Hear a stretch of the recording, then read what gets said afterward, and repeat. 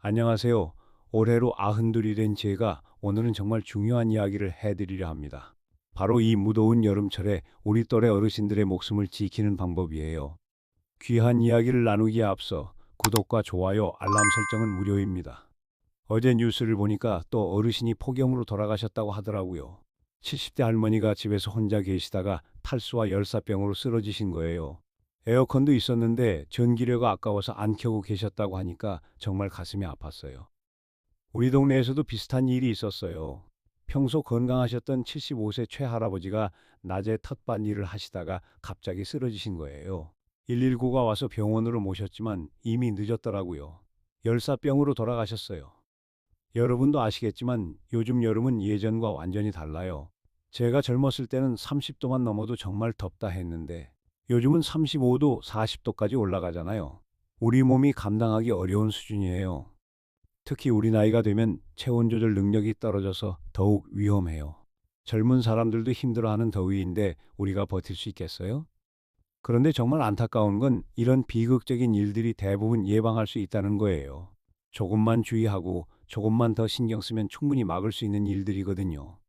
그래서 오늘은 제가 90년 넘게 살면서 겪고 보고 들은 경험을 바탕으로 여름철 돌연사를 막는 5가지 방법에 대해 말씀드리려 합니다. 이 이야기가 여러분과 여러분 주변의 소중한 분들을 지키는데 도움이 되기를 간절히 바랍니다. 첫 번째, 탈수를 절대 가볍게 보지 마세요. 첫 번째로 가장 조심해야 할 것은 바로 탈수입니다. 이게 정말 무서운 살인자예요. 나이가 들면 갈증을 잘못 느끼게 돼요. 젊었을 때는 목이 마르면 바로 알 수 있었는데 우리 나이가 되면 목이 말라도 잘 모르거든요. 그러다 보니 물을 충분히 안 마시게 되고 모르는 사이에 탈수가 진행되는 거예요. 내가 직접 경험한 일을 말씀드릴게요. 몇 년 전 여름에 낮에 병원에 갔다 왔는데 집에 돌아와서 갑자기 어지러운 거예요. 머리도 아프고 속도 메스꺼워지고 처음에는 왜 이러지? 했는데 나중에 생각해보니 물을 거의 안 마셨더라고요. 급히 물을 마시고 그늘에서 쉬었더니 좀 나아졌지만 정말 무서웠어요. 만약 그때 혼자 집에서 쓰러졌다면 어떻게 됐을까 싶어서요. 우리 동네 김할머니는 더 심한 경험을 하셨어요. 이분은 당뇨가 있으신데 여름에 물을 적게 마시다가 탈수로 혈당이 급격히 올라가서 의식을 잃으셨어요. 다행히 아들이 안부 전화를 해서 이상한 걸 눈치채고 집에 와서 발견했지만 조금만 늦었으면 정말 위험했을 거예요. 탈수가 왜 이렇게 무서운지 아세요? 우리 몸의 혈액이 끈적끈적해지면서 혈전이 생기기 쉬워져요. 그러면 뇌졸중이나 심근경색이 올 수 있거든요. 또 신장에도 부담을 줘서 신부전이 올 수도 있어요. 그렇다면 어떻게 탈수를 예방해야 할까요? 우선 목이 마르지 않아도 규칙적으로 물을 마셔야 해요. 저는 알람을 맞춰놓고 2시간마다 물을 마시도록 하고 있어요. 한 번에 많이 마시지 말고 조금씩 자주 마시는 게 좋아요. 하루에 최소 1.5리터는 마셔야 해요. 컵으로 치면 8컵 정도예요. 많다고 생각하실 수도 있지만 여름철에는 이 정도는 마셔야 해요. 물 대신 이온 음료를 마시는 것도 좋아요. 땀을 많이 흘리면 수분뿐만 아니라 전해질도 빠져나가거든요. 특히 짠맛이 나는 이온 음료가 좋아요. 소변 색깔로도 탈수 여부를 확인할 수 있어요. 소변이 진한 노란색이면 탈수가 시작된 거예요. 맑은 연한 노란색이 정상이에요. 그리고 이런 증상이 있으면 즉시 물을 마시고 시원한 곳에서 쉬어야 해요. 어지러움, 두통, 메스꺼움, 입이 마름, 피로감 이런 게 탈수 초기 증상이거든요. 특히 혈압약이나 이뇨제를 드시는 분들은 더욱 조심하셔야 해요. 이런 약들이 탈수를 더 쉽게 만들거든요. 기억하세요. 탈수는 조용한 살인자예요. 증상이 나타났을 때는 이미 위험한 상태일 수 있어요. 미리미리 예방하는 게 최선입니다. 두 번째, 에어컨을 아끼지 마세요. 두 번째로 중요한 것은 바로 실내 온도 관리입니다. 특히 에어컨 사용을 아끼시면 안 돼요. 많은 어르신들이 전기료가 아까워서 에어컨을 잘 안 켜세요. 젊었을 때는 에어컨 없이도 잘 살았는데 하시면서 선풍기만 틀고 지내시는 분들이 많아요. 하지만 이건 정말 위험한 생각이에요. 요즘 여름 더위는 예전과 완전히 달라요. 제가 젊었을 때는 30도만 넘어도 정말 덥다 했는데 요즘은 35도가 기본이고 40도까지 올라가잖아요. 이건 사람이 견딜 수 있는 한계를 넘어선 더위예요. 특히 우리 나이가 되면 체온 조절 능력이 현저히 떨어져요. 젊은 사람들은 땀을 흘려서 체온을 조절할 수 있는데 우리는 땀샘도 제대로 작동하지 않거든요. 그러니까 몸속 열이 제대로 빠지지 않아서 열사병에 걸리기 쉬워요. 우리 동네 정 할아버지도 그런 경우였어요. 전기료가 아까워서 에어컨을 안 켜고 계시다가 어느 날 집에서 쓰러지셨어요. 체온이 40도까지 올라가서 응급실로 실려갔는데 다행히 빨리 발견해서 큰일은 안 났지만 정말 아찔했어요. 그 후로 정 할아버지는 생각을 바꾸셨어요. 전기료는 나중에 벌 수 있지만 목숨은 한 번뿐이다라고 하시면서 이제는 에어컨을 적절히 잘 사용하세요. 에어컨을 어떻게 사용해야 할까요? 실내 온도는 섭씨 26도에서 28도 사이로 유지하세요. 너무 춥게 하면 몸에 무리가 가니까 적당히 시원한 정도로만 하시면 돼요. 밤에도 꼭 켜두세요.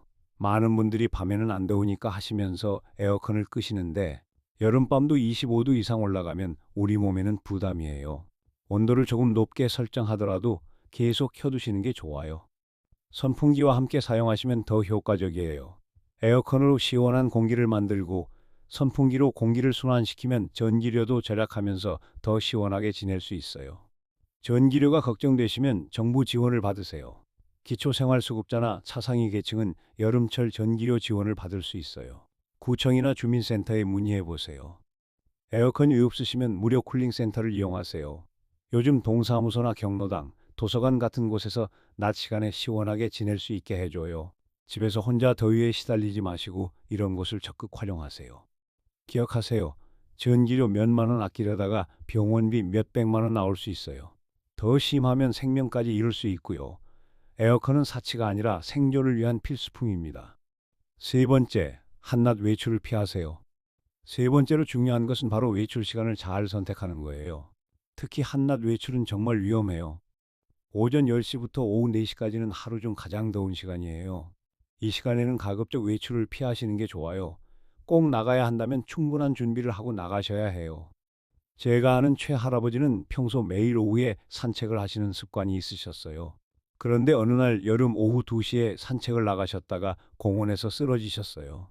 지나가던 사람이 발견해서 119를 불러 병원으로 모셨지만 열사병으로 일주일간 입원하셨어요. 그 후로 최 할아버지는 산책 시간을 바꾸셨어요. 이른 아침 6시나 저녁 7시 이후에 하시더라고요. 왜 진작 이렇게 하지 않았나 하시면서요. 농사일이나 텃밭일을 하시는 분들도 마찬가지예요. 낮에 뜨거운 햇볕 아래서 일하시면 정말 위험해요.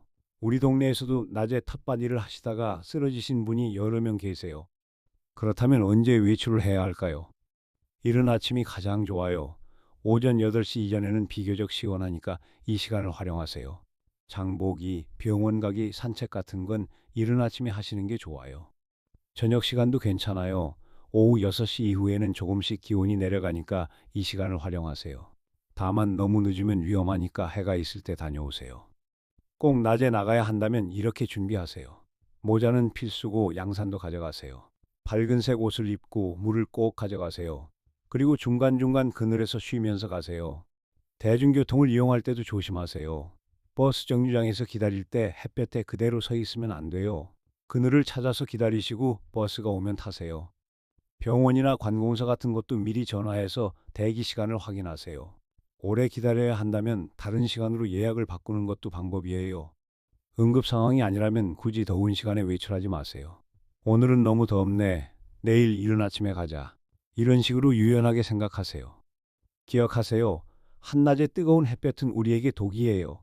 젊었을 때처럼 이 정도는 괜찮겠지 하는 생각은 버리세요.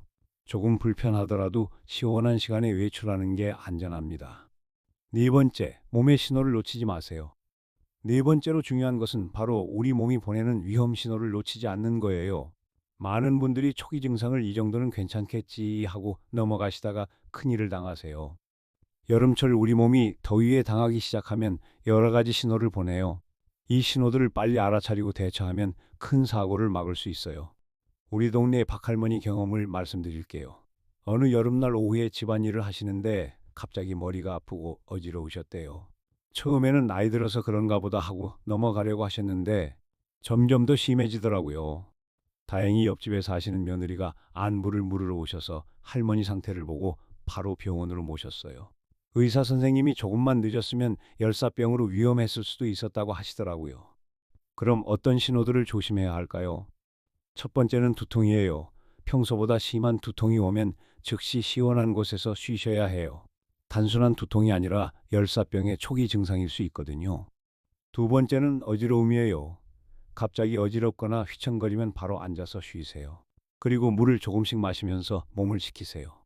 세 번째는 메스꺼움과 구토예요. 속이 메스꺼우면서 토할 것 같으면 이미 몸이 더위에 많이 당한 상태예요.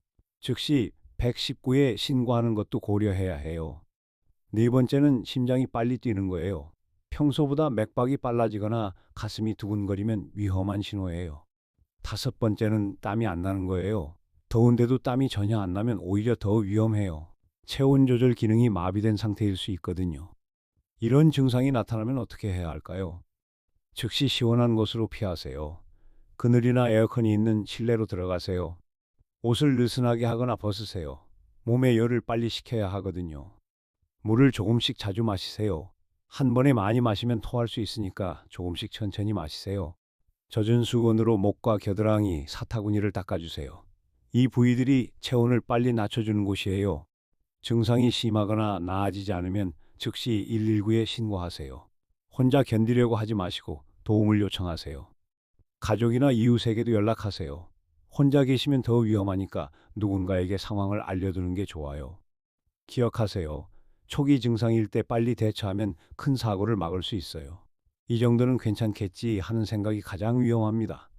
몸의 신호에 민감하게 반응하세요. 다섯 번째, 주변과 소통하세요. 다섯 번째이자 마지막으로 중요한 것은 바로 주변 사람들과의 소통이에요. 혼자 계시는 분들은 특히 더 중요해요. 여름철 돌연사의 가장 큰 문제는 발견이 늦어진다는 거예요. 집에서 혼자 쓰러지시면 누가 알겠어요? 그래서 주변 사람들과 정기적으로 연락을 주고받는 게 정말 중요해요. 우리 동네 김 할아버지는 혼자 사시는데 매일 아침 옆집 할머니와 안부 전화를 주고받으세요. 오늘도 잘 계시죠? 라고 확인하는 거예요. 서로 연락이 안 되면 바로 집에 와서 확인해 보기로 약속하셨대요.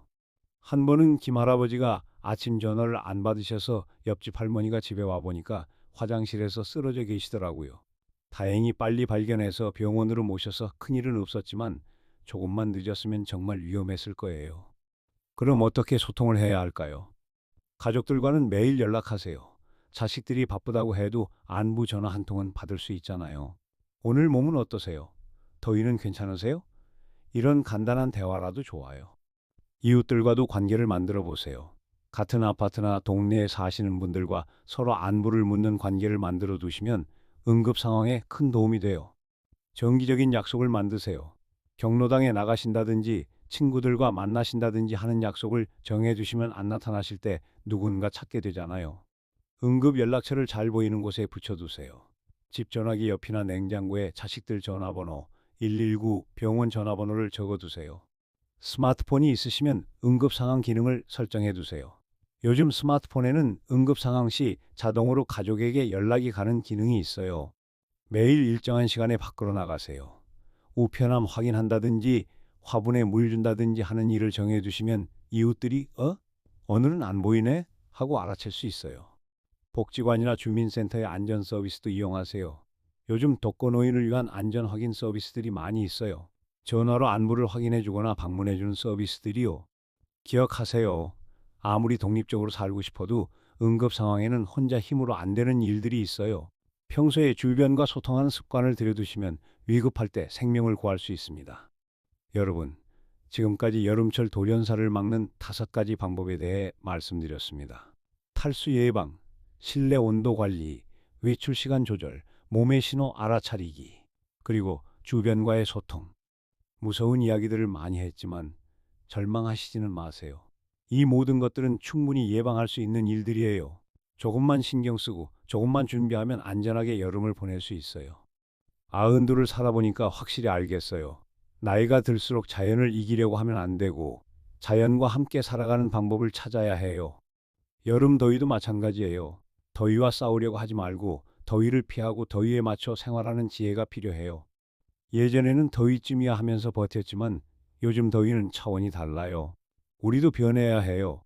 에어컨 켜는 것도 사치가 아니라 생존이고 낮에 외출 안 하는 것도 게으름이 아니라 지혜예요. 무엇보다 혼자 견디려고 하지 마세요. 주변 사람들과 함께 이겨내세요. 서로 안부도 묻고 도움도 주고받으면서 말이에요. 여름은 우리의 적이 아니에요. 조금 까다로운 손님일 뿐이에요. 손님을 잘 맞이하는 방법을 알면 되는 거죠.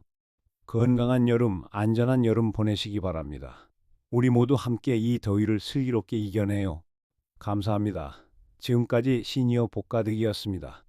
구독과 좋아요는 큰 힘이 됩니다.